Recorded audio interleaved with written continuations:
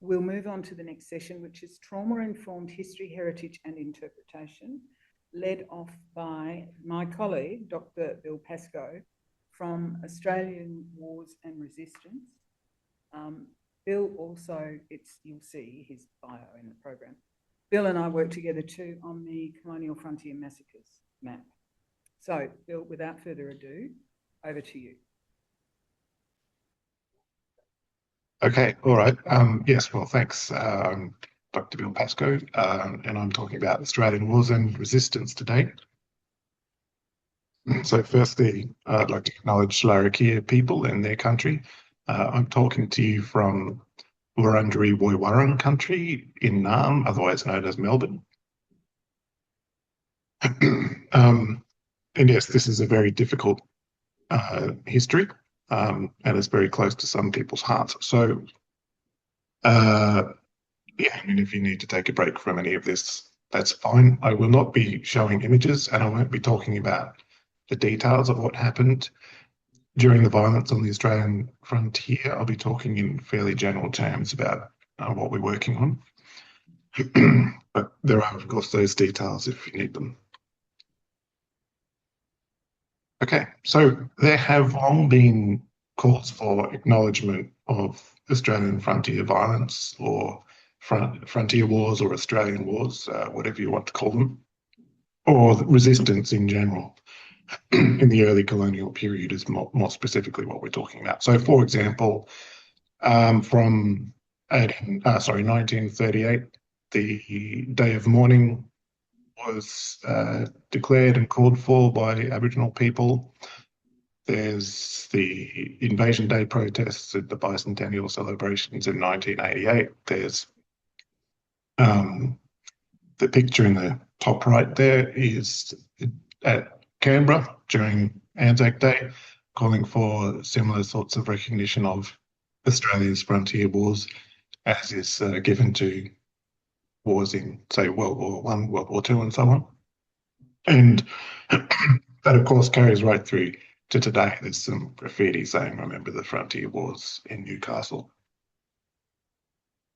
And there has also been many calls for acknowledgement from non-Indigenous people, historians and so on, going back to the Great Australian Silence, the term William Stanner called, historians like Henry Reynolds and so on during the history wars, Professor Lyndall Ryan, of course, and many others. And more recently, there's things like Frontier War Stories by Bo Spearham, Rachel Perkins' documentary Australian Wars, and a lot of debate about whether the Australian War Memorial will actually go ahead and recognise Australian wars at the memorial, and whether they even should.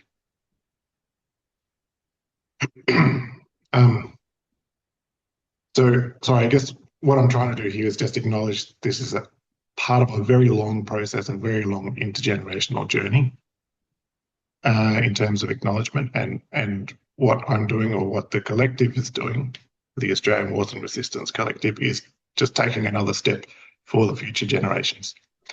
More immediately for me, in my own experience, and in terms of collaboration, consultation, and so on. As Robin mentioned, I worked on the Colonial Frontier Massacres map in Australia, led by Lyndall. Robin also worked on that. I worked with Chris Owen. And there were many other people involved in that. I can't go through all of the names right now. Now, that process drew on the already existing relationships that those people had.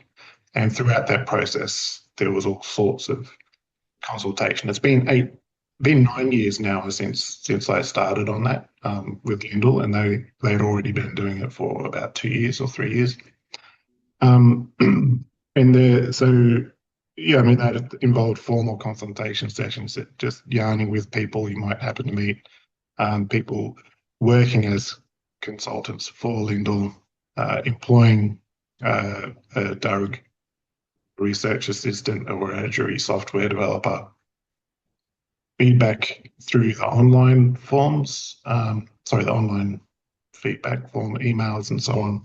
So there's been lots of talk, lots of feedback, mostly demanding more context and more information. And also, the project was very specifically about massacres, and that's all we had to be careful to constrain it to that, otherwise we would never have finished.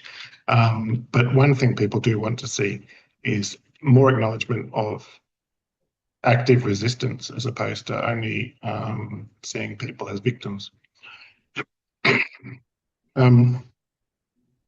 So also I worked on the Historical Frontier Violence project at Uni Melbourne that came out of that, which was looking at the intergenerational impacts of historical violence, and gave evidence at the Europe Justice Commission, which just recently has resulted in Australia's first treaty, which is very relevant, of course, to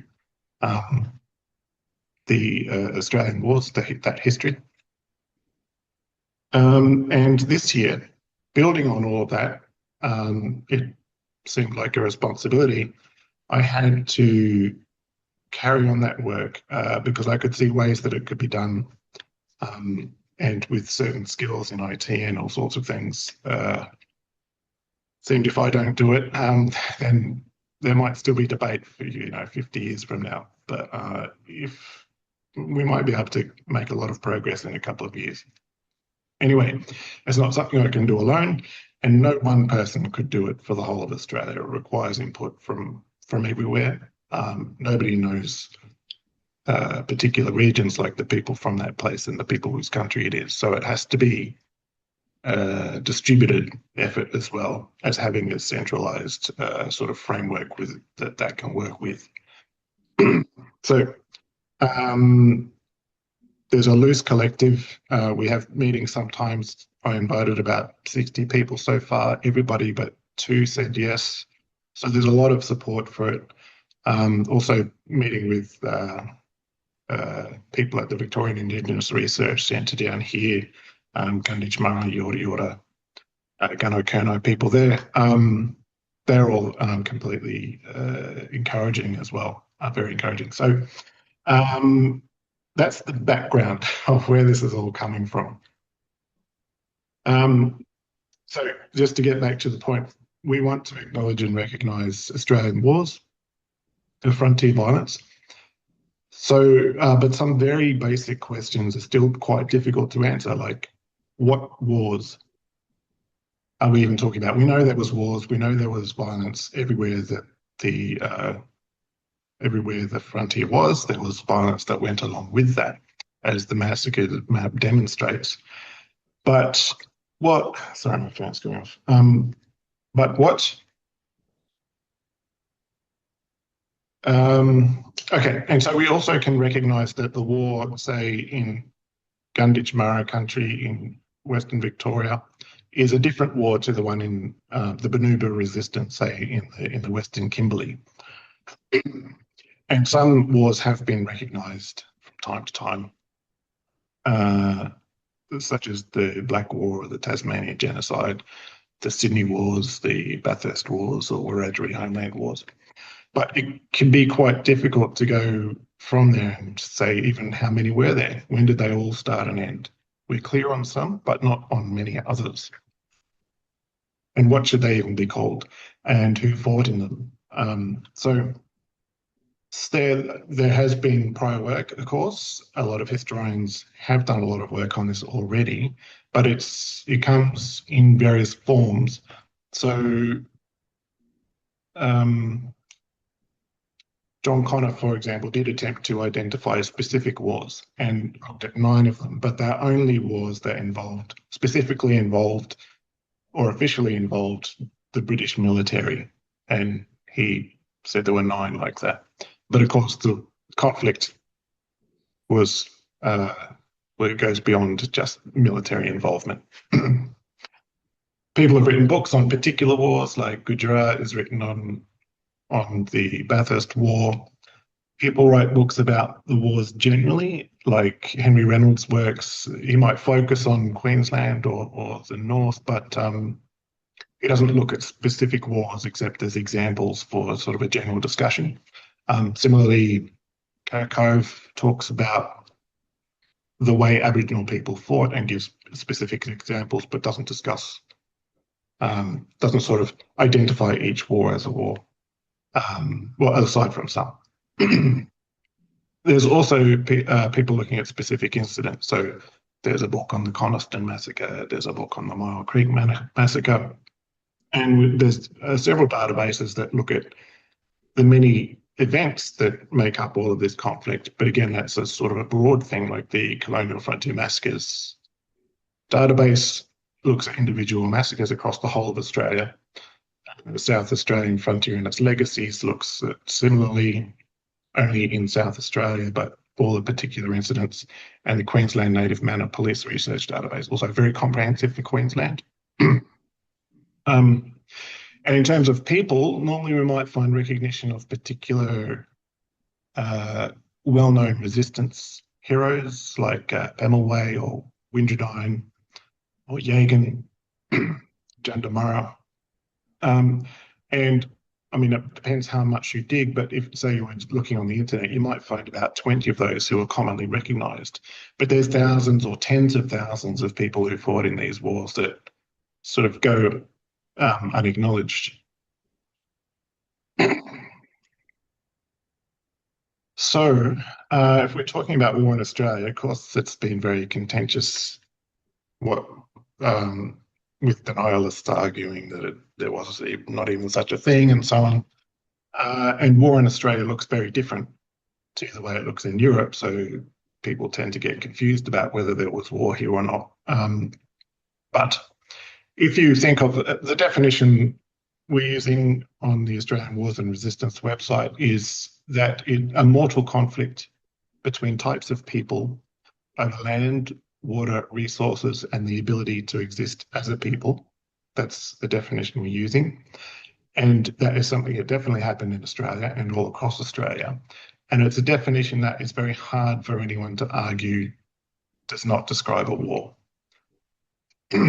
Also, it matches with canonical war theory. So even European war theory, Clausewitz is the guy from I think the 1600s or maybe 1700s,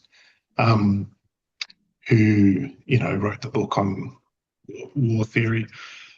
It matches also Australian Army definitions of war, so it's pretty robust.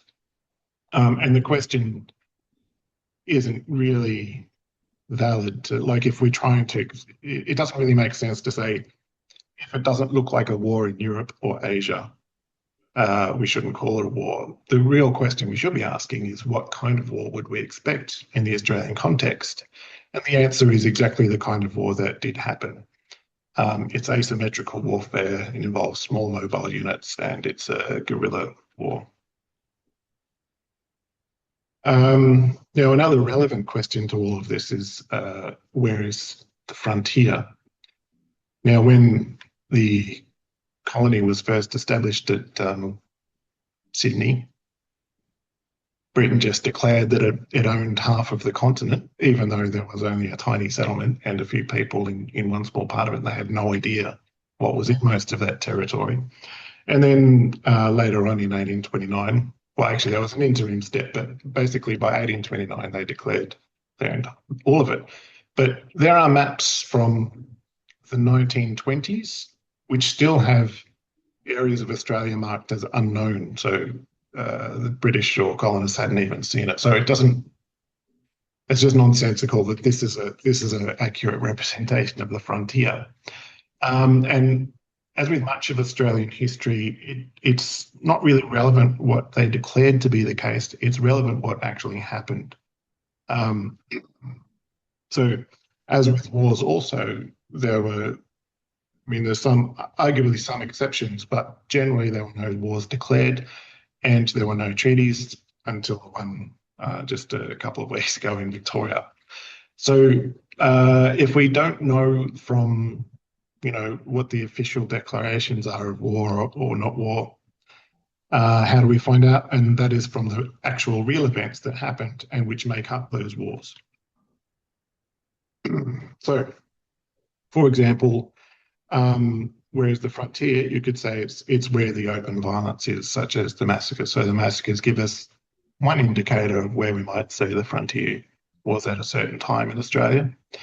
And we might also say that the frontier period ends when the government actually gains control, and that's good control over both colonists and Aboriginal people and Torres Strait Islander people, in the sense that they weren't even able to control squatters and other people in that frontier period that spread across the continent.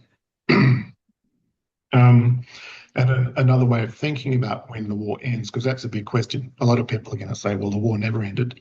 We've still got deaths in custody. We've still got violence. We've still got colonisation. So we're not denying any of that. What we're talking about is that it's a phase in history involving a certain kind of violence and a certain kind of resistance. So in the frontier or the Australian War period, we're talking about open violence where the government cannot control individuals and it can't control who lives where and who moves where. But that moves into the mission phase in which they do exercise controls. They can determine which colonists own plots of land, and they exercise very extreme controls over the Indigenous people's lives. That's another phase of history. And it involves another form of resistance as well. So, sorry, just going back. Yeah, so looking at this map, if we're thinking about what wars, how many were there? Can we give them a name? It helps if you want to acknowledge something. It helps to be able to point to it and name it. If you look at this map and if you look at it over time, you can see that there's areas of particular intensity and times of particular intensity. So, for example, down in Western Victoria, you can see there were many massacres there at a particular time, obviously in Lutruwita or Tasmania. Similarly, up in the Kimberley, there's an obvious concentration there, Central Australia. And if you sort of zoom in, you can see different areas where there's more intense violence at different times.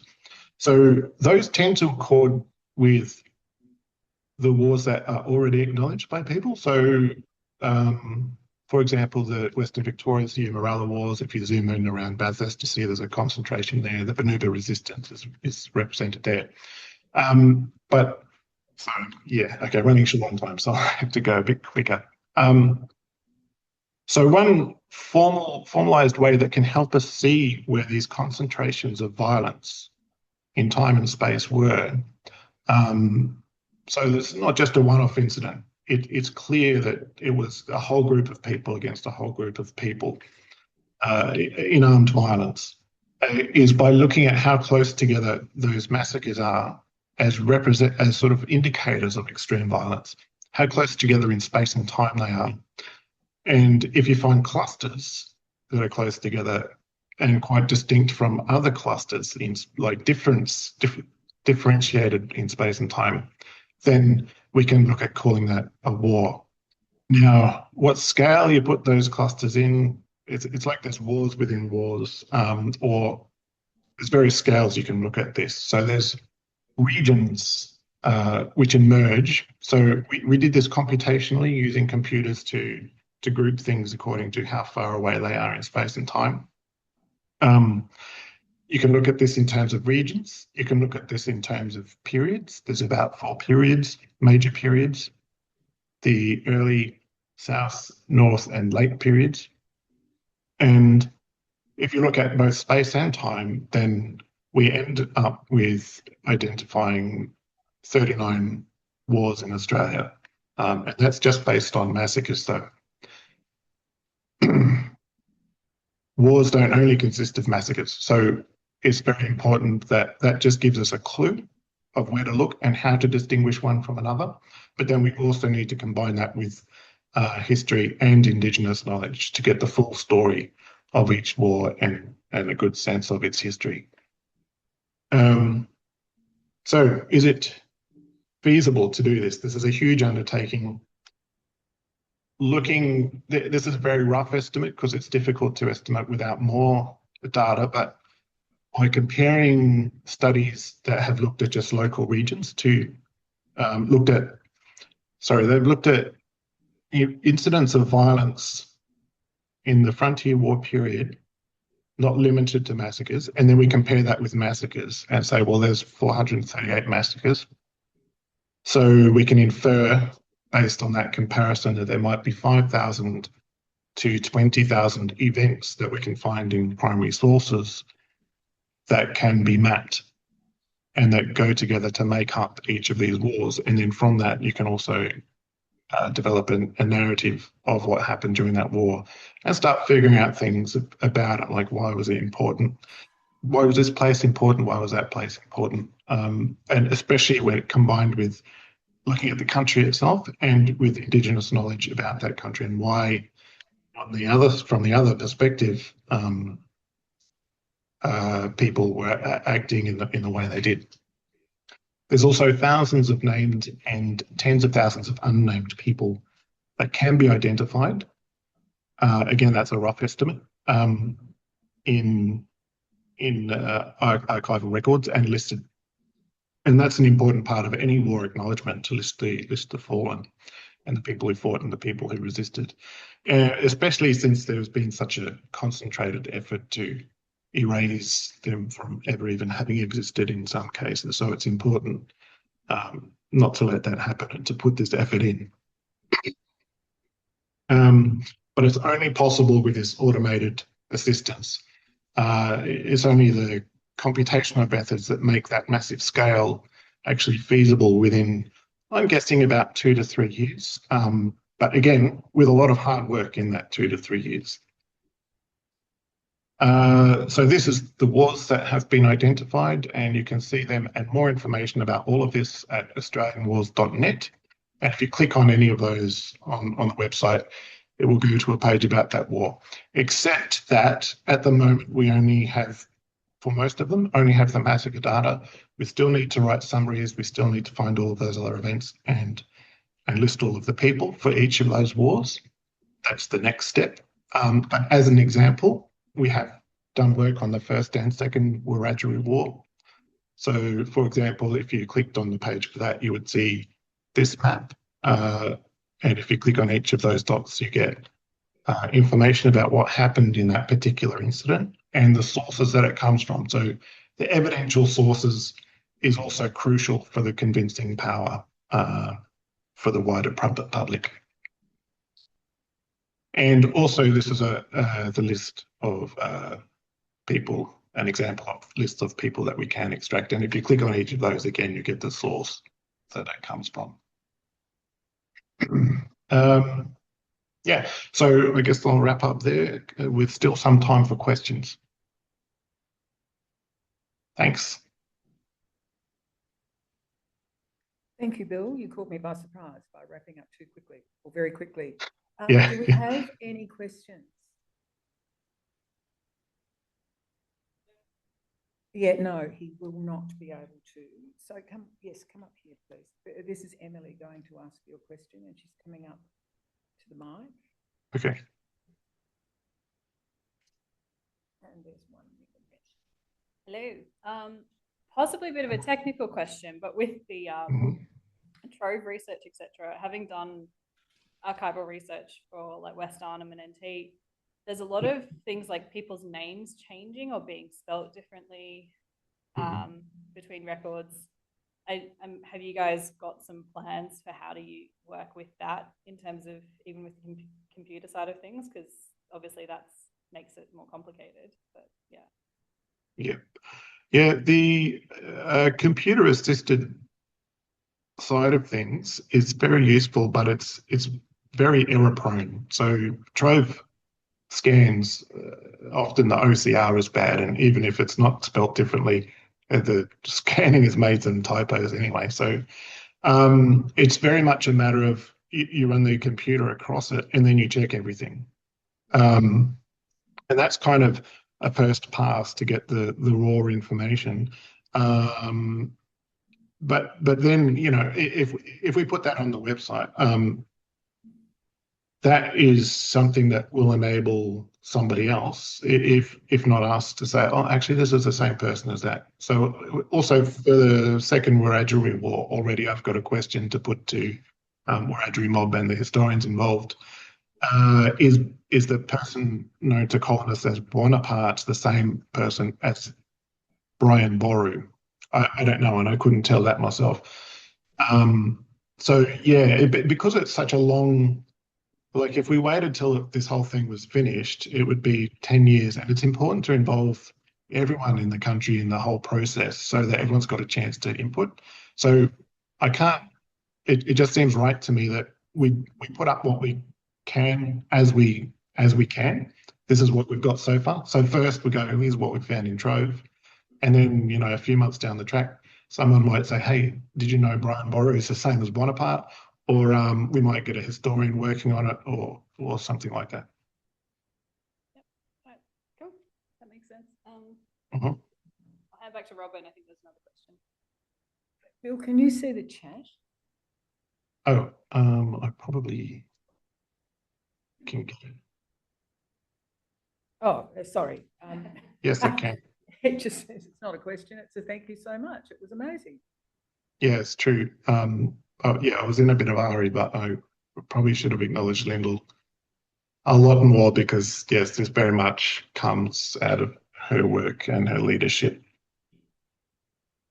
Absolutely. It's a great loss. Thank you so much, Bill. We will move on now to